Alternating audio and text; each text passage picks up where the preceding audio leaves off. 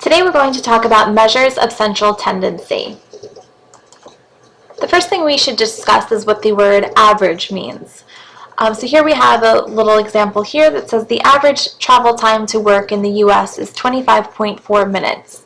Now we get a sense of what this sentence is trying to tell us. We know that many people will travel around 25.4 minutes, and that some probably travel a little longer and some a little less. But what is an average? Well, an average is a measure of the center of a data set that can be used in part to describe the entire data set. And these are all called measures of central tendency. There are 4 different measures that we will be focusing on: the mean, the median, the mode, and the mid-range. So first we have the mean, and this is usually the one that everybody remembers or most closely thinks about when they hear the word average. We have 2 symbols for the mean. The first one, x bar, is used for a sample. So we see that x with a bar over it, it's a capital X. And if we're looking at a population, we use this Greek letter mu. Now to calculate the mean, we're going to add up all of the values in the data set and then divide by the number of data values that we have. So we have 2 formulas that are associated with the mean. The first one, again, you see that symbol x bar. That means that this formula is for a sample. Now you might notice this funky symbol here. This is a sigma. It's another Greek letter. And when you see that symbol, it just means to add. So following sigma, we have this x. That capital X stands for each of the data values. So we're going to take every single data value in the set, add them together, and then divide by n, lowercase n in this case, and that is the number of values in your set. Now we see that for population we have a very similar formula. The only thing that is changed is the symbol for mean. Instead of x bar, we have mu, and the n has turned into a capital N, and that's just to represent that it's from a population. Okay, so we have 2 examples here that we're going to use to find the mean. The first one, the number of students in a sample of 6 classes at Suffolk County Community College are 36, 20, 35, 22, 15, and 34. We're going to find the mean, and then we'll find the mean of the number of hours worked per week by all employees of a small company, which are 40, 40, 40, 50, 25, 25, 25, and 15. Now, one very important thing to keep in mind is rounding. Whenever we're calculating the mean, we always want to round your final result to 1 more decimal place than what the data is given in. So in these 2 examples, all of our data are rounded to the nearest whole number. So if we have to round the mean, we must round it to the nearest tenth. Or we could use more decimal places, but we definitely don't want to go to the nearest whole number. Okay, so here we have our 2 data sets. We're going to begin with the first one. So the first thing I'm going to do is just think about, is this a sample or a population? And this is a sample. So my symbol is x bar equals the sum of x over n. And now filling in what that means, first I'll just count up how many values I have, and here I have 6. Going to put that 6 in the bottom, and I am going to actually show you what that sigma notation means by showing the sum of all of the values. So I'm just writing out that I'm adding 36 plus 20 plus 35 plus 22 plus 15 and plus 34. Now that gives me a total of 162 over 6, and when I divide that I get 27 exactly. Now since this came out to be a whole number, I don't have to worry about rounding. That means my mean, or x bar, is 27 students. Now for the second example, we were talking about a small company. And since we were talking about all of the employees, we're really talking about a population. So I'll use the symbols for a population. Mu equals sigma of x over capital N. Here I'm not going to show all of the addition. You can just go ahead and do that addition in your calculator, but I will be dividing that by 8. So our total is 260 over 8, which gives me 32.5. And because that did not come out to a whole number, I'm going to leave it rounded to the nearest tenth. So we have a mean of 32.5 hours. Okay. Our next measure of central tendency we'll be looking at is the median. The median is the midpoint of an ordered data set.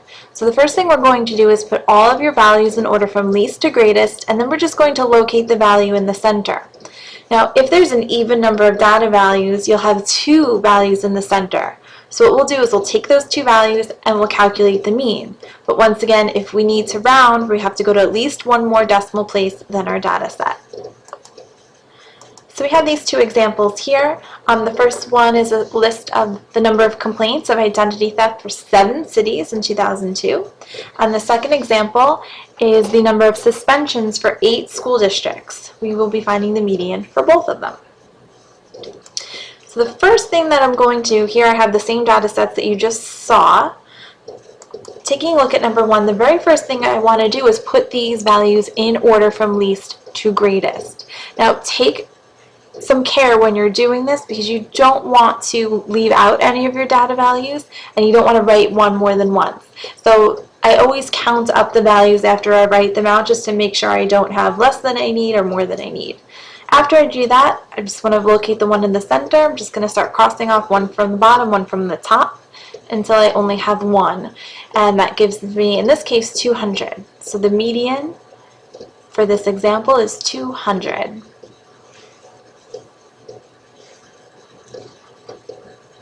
And of course, I'm labeling my answer here. We have 200 complaints. Now for the next example, I will see that I do have an even number of data values. So when I am putting them in order, I will also take care that I'm listing them all, so I'm writing and talking at the same time. But when I do start to find the center, I'll see that I have 2 in the middle here instead of just 1. And those two values are 29 and 39. So I'll go ahead and add those two values together and divide them by 2 to really find the mean of them. So it means I have 68 over 2, which is 34 exactly. Again, if I did have a decimal place, I would not have rounded it, but in this case I didn't have to worry about it. Our median is 34 suspensions.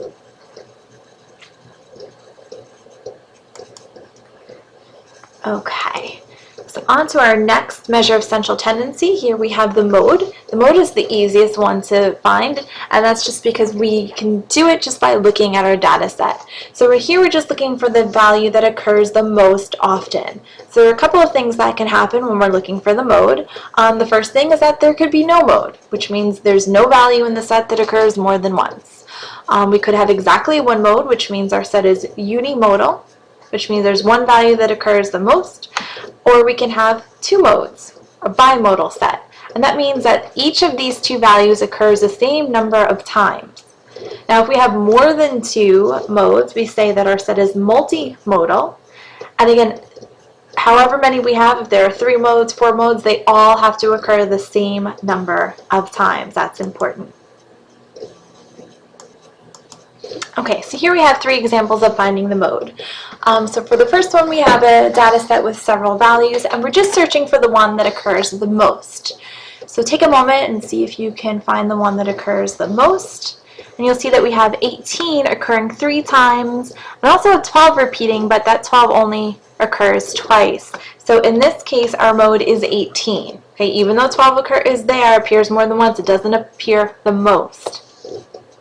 For the second set, we will notice that we have also more than one value that repeats. So we have 4.2 appearing twice and 4.1 also appearing twice. Now, since these values occur the same number of times, they are both the mode. This is a bimodal set. So our mode is both 4.1 and 4.2.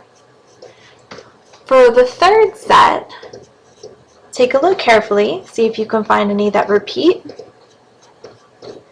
And you may notice that there actually is no value that occurs more than once. In this case, we have no mode. Now, it's very important that if you have no mode, that you write the words no mode. Do not write 0.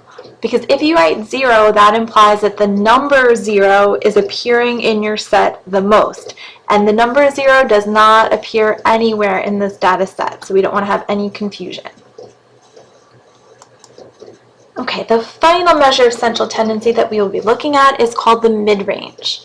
Now the midrange is different because it uses only the lowest and the highest data values, and it only gives you a rough estimate because it can be affected by extremely low or extremely high values in the set. Now to find the midrange, we're going to add the lowest and highest value and then divide the sum by 2. Let's look at 2 examples of how to find the midrange. I'm actually going to go right to the worksheet here. I have the same values already written for you. Okay, so here again, we only care about the lowest value and the highest value. So I'm going to go ahead and circle the lowest value, which is 29, and the highest, which is 67. First thing I'm going to do is just add those 2 values together, then divide it by 2, which gives me 96 divided by 2, or 48. So my mid-range for example 1 is 48.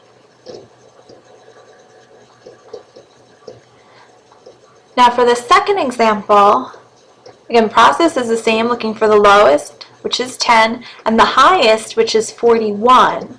I'm going to go ahead and add those 2 together, divide by 2, which gives me 51 divided by 2, which is 25.5.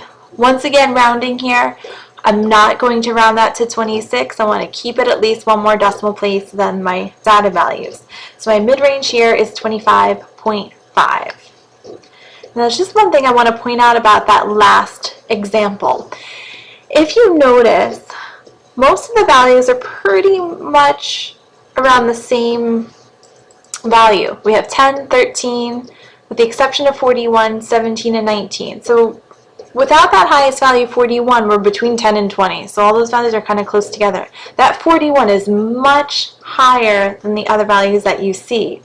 So if we take a look at our mid-range, 25.5, we see that that is higher than almost all of the values in our set. Now, would we want to use that as a good measure of the center of this data set? Probably not, because it's really skewed by that 41.